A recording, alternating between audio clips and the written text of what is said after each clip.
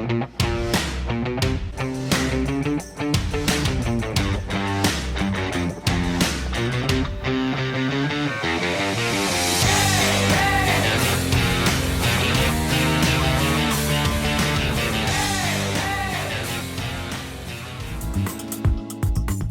Rosie and Bill Show wish to thank our partners and Positivity primary sponsors.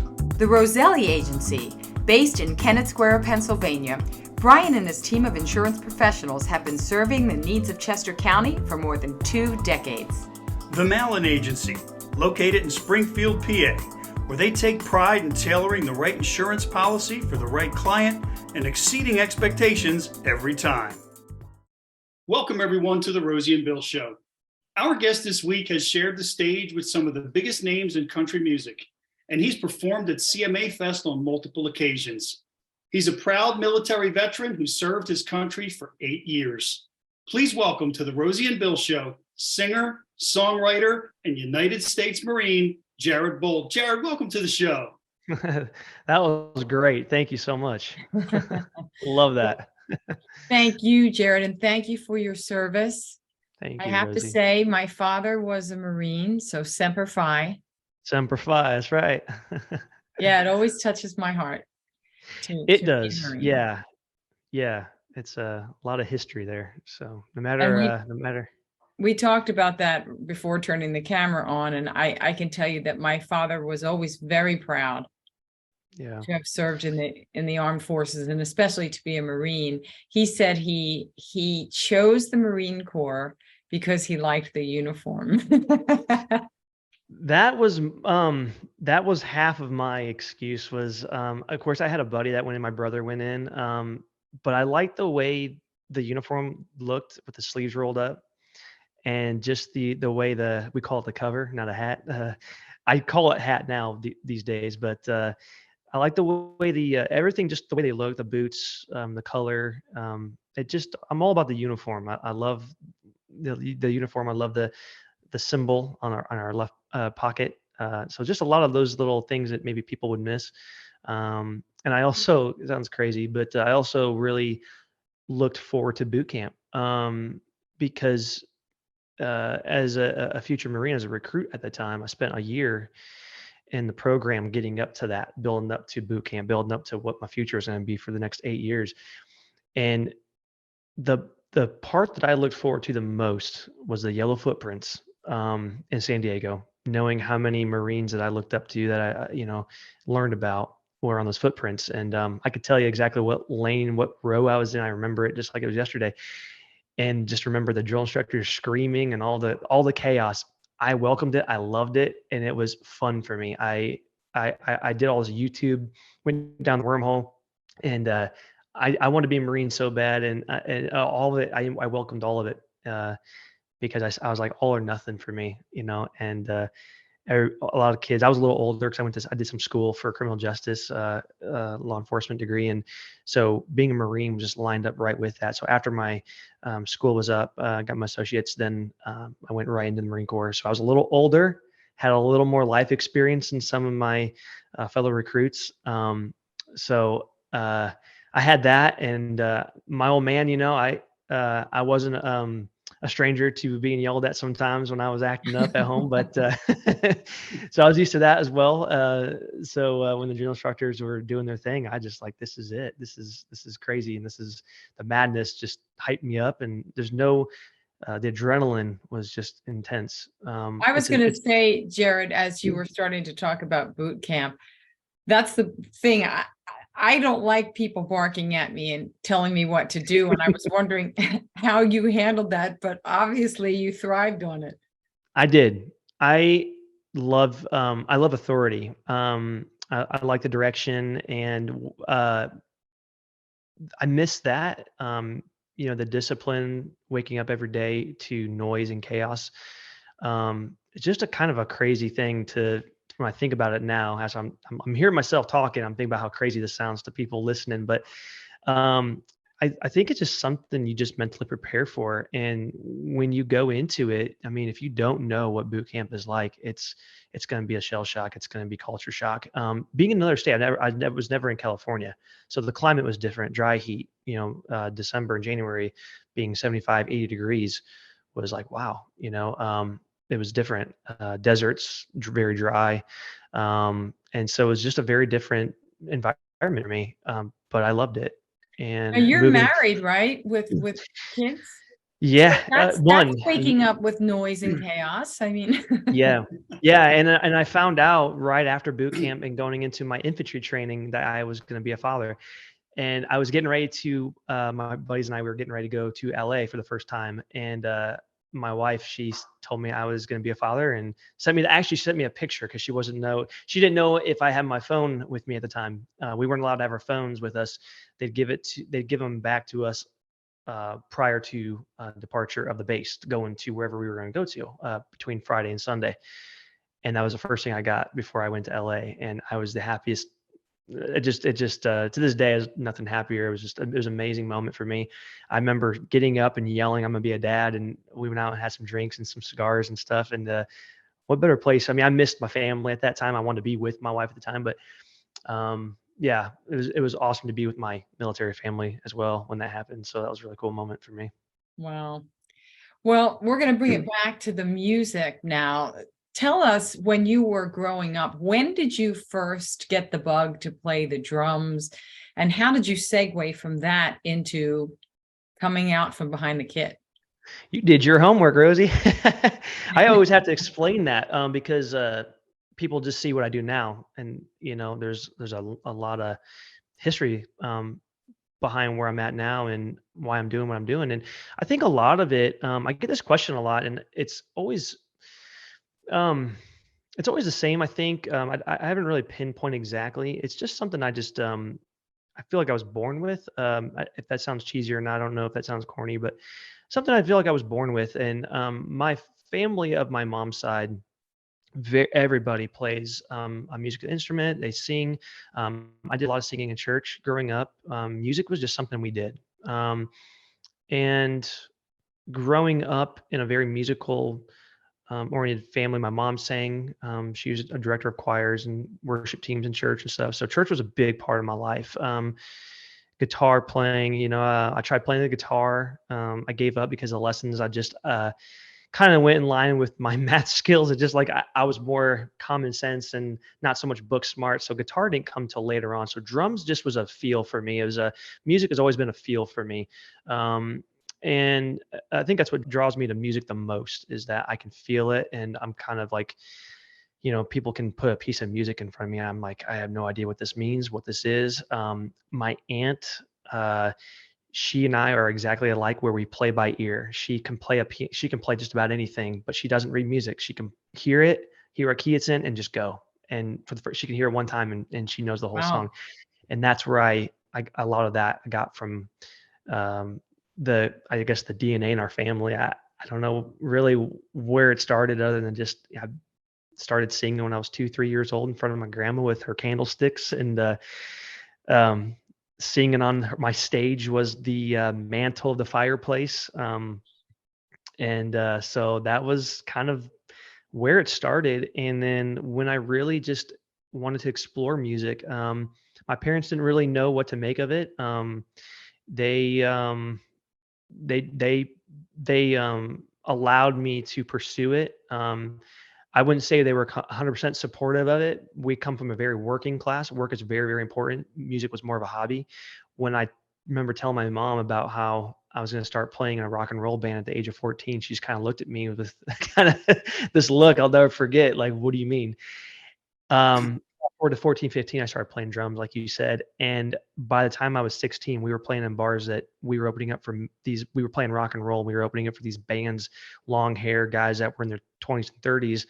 And we were playing in bars, but we were allowed to play in them because we were entertainment, not because we were minors. And we were able to get away with that. We were going to Chicago. We scored a management deal in Chicago. We were songwriters. There was 4 of us in this rock and roll band. I was very academically involved with sports. When music took over, my mom and dad, they said it's either sports or music, and I chose music because that was just such a surreal thing for me. I just loved it. Country music for me wasn't I had ventured down some paths to get where I'm at. A lot of transformation seasons that got me where I'm at. And I'm really grateful for that. I started off writing more kind of what you would consider coffee house music, because that's what I felt at the time. And then fast forward to about 10 years ago is when country music, I was raised up on country music from when I can remember being 3 or 4 years old. My dad's a farmer. To this day, he's still a farmer. And so Garth Brooks and Dunn, George Strait. Well, now you're in Bill's territory there. Yeah, These are his guys. That's Right, my Yeah. Well, there's a lot of parallels, Jerod, because as you're talking, I spent several years kind of in front of the kit, behind the kit, came back out from it because I felt constricted back there as the lead singer, and also wanted to do some writing. So I'm just fascinated listening because there's so many, different parallels in kind of the path that you took, the rock, then kind of evolving to country and things like that. So yeah. A lot in common. But one thing I'm curious about is during the time that you were in the Marines, were you able to stay active at all musically? So that's a very good question. I'm glad you brought that up. One of the big reasons that I pursued music was we lost one of our Marine buddies, and it's always hard to talk about because we miss him so much. Fernando Suarez the third. He was a Corporal Suarez at the time, passed away. And I remember we were sitting we were in California and we were getting ready to come home. We were doing a workup for Afghanistan, and I remember him saying, I was always singing in our platoon. They always told me, bring your guitar, bring your guitar to training, bring your guitar. And so when we had some downtime, I'd bust the guitar out in the barracks, and I'd just play for, call out songs. I'd start playing them if I could, And he passed away, but before he did, he told me, man, he told me, in his words, bro, you really need to pursue this, and what are you doing, And he goes, if you're not going to stay in, then you should look at really doing this thing. And why not, is what he said. He passed, and I remember, when I was doing his casket detail and sitting there at attention, I just thought, I'm going to do this for you, brother. And so there's a song I get, a song I get that I wrote years ago, and it always gets to me. I think about him and stuff, and my commander, who he asked me what I was going to do. He's the one that signed he had my last signature before I could actually get out of the Marine Corps. And he said, what are you going to do with your time now, Bolt? Now you got all this free time. And I said, well, I'm going to go to Nashville, Tennessee. And I'm going to go pursue this music thing, and figure it out. I don't know really what I'm doing, but I'm going to write some songs and see what happens, and just kind of let the road lead me. And he goes, oh, you're going to be a singer? And I said, he goes, you can sing? And I go, well, I'm gonna try. I don't know. No one's really told me anything else. And he had me sing a song right there in front of his desk. And the bet was if he didn't like it, I'd have to sign another 4 years of the Marine Corps. If he liked it, he'd sign my paperwork. And so I sang him an unreleased song, which is now considered One Prayer Away. I thought, well, if I'm going to sing this guy, it's got to be something he can relate to. And he's been in for 20 some years, he's been on for a long time. And the smile on his face, I'll never forget. And he said, Semper Fi, brother. He's like, you got it, man. Go do it. And walking out those doors for the last time was another milestone for me, and just another mission. There's a song idea I have is putting down my rifle and picking up a six string. I just never sat down to actually give that song that time. I started writing it, but I think there's a lot of former military that are now into the music and stuff, I've noticed. And so I think that'd be a song that people can relate to. I just need to get it out there and get it done. Definitely. So you have to write that song. I mean, I got chills when you were telling that story about your sergeant, and that you were actually willing to gamble. I did. Shook his 4 more hand. years of your life. I mean, were you seriously going to sign? Oh yeah, deal's deal. Like it? A deal's deal. Yeah, I told him, I told him, I said, I gave him a bet, and now whether he was going to hold up his end, I don't know, whether he might have, I don't know legally if he could have done that, but if he said, hey, I didn't like it, but I knew he would, because he, most people like that are very supportive of your out program, right, what you're going to do. I think whether I was good or not, he was going to do it just because that's the kind of man that he was. And, That's But sweet. yeah, so that That's sense of family, I'm really big on that, with the Marine Corps. There's a lot of family support, especially when you get out, and the hardest thing actually is staying in touch with one Mhm. another, and getting in and finding time to Right. rekindle and reunite, and find a location. Everybody kind of moved away. You get out, some guys moved to Cali, some guys moved to Colorado, and everybody's all over the place now. So Well, I wanted to say, you held up your end of the bargain because you have been on stage with Lee Greenwood, Aaron Lewis, Brantley Gilbert, all these who's who in country yeah. music. Do you have a favorite experience from that time and anything that you could say that really stuck out that you learned from those experiences? Oh man. I think I learned something from each experience because each one of those experiences, everybody has I would say that, from Aaron Lewis to Brantley Gilbert to Shenandoah to Doug Stone, Lee Greenwood, you're talking years of experience from the 80s and, early 90s.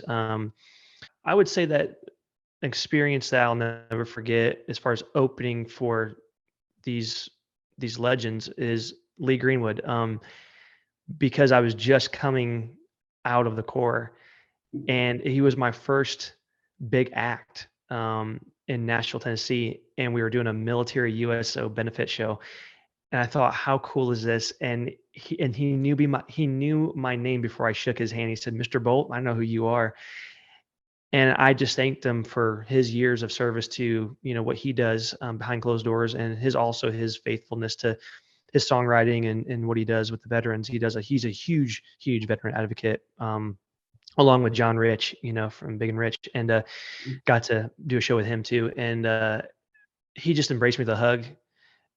His handshake was just like, it's like he knew me forever. And we talked, went on the bus, talked, and just his wisdom. It was like I listened. When he spoke, you listen. And he shared with me, "Don't give up. You have it." And it took me until I was 39 years old. I was in a kitchen when I got my first big break song in California. I was working in a kitchen at a restaurant, and he's like, and that's how I made it. Is do one song. And Neil McCoy, when I played with him, he said the exact same thing. Just one song, brother. You just need that one song. And so I hold on to that hope, but I don't obsess about it. I don't drive myself crazy thinking about it. I'm just kind of in the good Lord's hands. If it's going to happen, it's going to happen.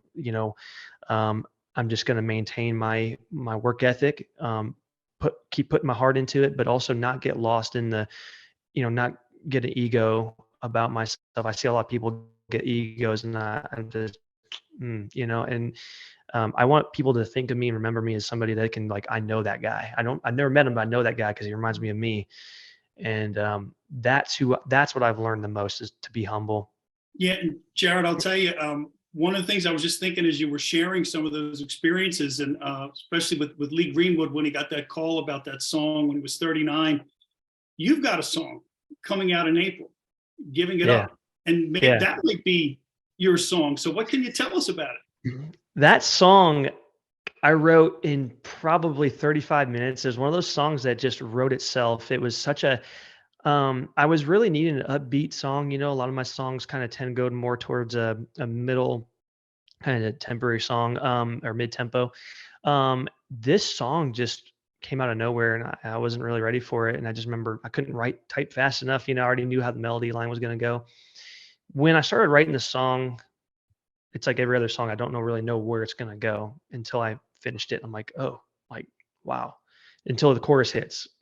And when that happened, I realized what the song was going to be about. And then my heart just started pouring more into it. And the song itself is really about, and all my songs have my producer, Chris in Nashville, say music with a message. And I think that's such a cool kind of thing for me to go, oh yeah, because my music, there's not a song I don't put out that doesn't have a message behind it. Giving It Up, it's actually used to be our first song that we'd open up the show with, because it's just comes right out the gate, just drums, guitars, just a wall of sound. And it's really just about laying down things, getting obstacles out of your way that are hindering you from doing better, doing more. And when I hear it, it speaks to me and things in my personal life that I know I need to work on this and this and this. For some people, I've had people who were coming out of rehab, addicted to drugs, and they heard that song and they were like, man, is that song about drug addiction? And I said, it's whatever you want it to be about, whatever it's speaking to you. That's what it's about. If it's, whatever it can be. That's why I like the kind of the question mark of music. I don't really like to tell people really what it's about. Come up with your own narrative or your own imagination. However it speaks to you is how I want it to speak to you. But yeah, that song in itself is about just getting out of your own way and keeping an open mind about things, that can better your life. And, if it's addictions, if it's just hardships, just trying to get past those things to live a more quality life. So, well, it sounds like, that is an ingredient of a hit song, right? That it's so relatable personally to people, and it could be many, many different things. And I love how when that works out that way, that people are like, I think it's about this, and it may not be, but it doesn't matter, like you said. Yeah. So Jerod, we want to thank you so much for sitting down with us. It's just the time flies by, but thank you for answering the call to duty in and out of the armed forces, and Absolutely. for sharing your music with all of us. And of course, we wish the very best, and we, for your continued service. I know you're going to still serve your buddies in the military through your music. Yeah, absolutely. And we I wish like all the that. best, Well and we look put. forward to it. Thank you, Rosie and Bill. Thank you so much. And I told Bill on the phone that people like you give people like me a chance to be heard. And I appreciate your dedication to people like me. So thank you for all that.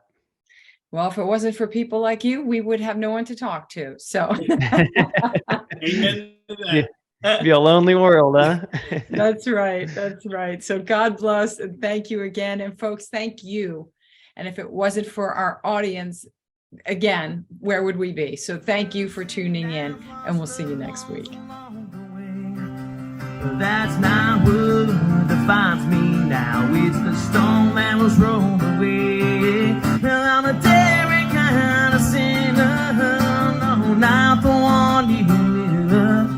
I'm a daring kind of sinner. I put my faith in the Lord above. Every past mistake that I made, oh, got washed away. I'm a daring kind of sinner. Different man is who I am.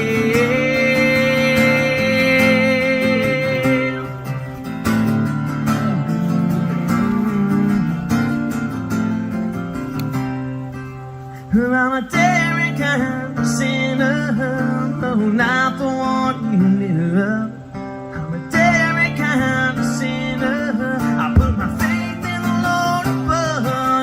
Every past mistake that I made, oh, got washed away. Now I'm a daring kind of sinner. Different man is who I am. Is who I am.